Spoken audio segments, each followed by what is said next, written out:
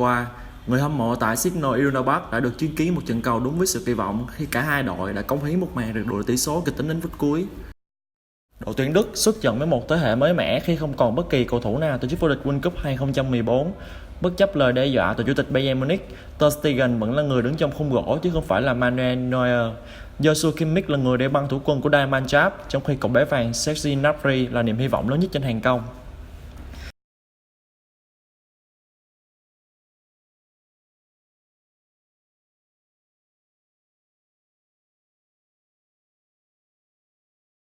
Các biệt khách Argentina hành quân đến châu Âu mà không có Lionel Messi, nhưng bộ ba Lautaro Martinez, Paulo Dybala cùng Angel Correa đều là những cái tên đủ sức nặng.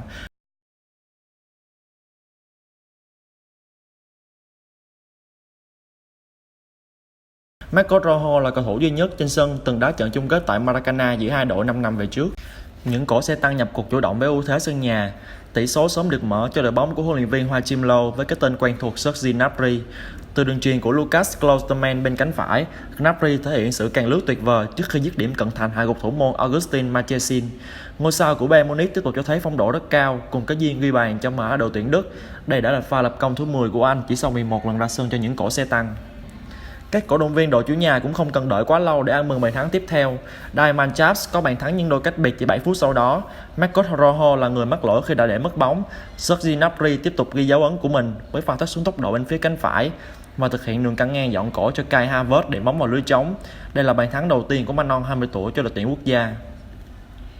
Argentina không thể hiện được quá nhiều điều trong hiệp 1. Cơ hội đáng chú ý nhất của đội khách thuộc về Rodrigo de Paul với pha dứt điểm trái phá đưa bóng chạm cột dọc.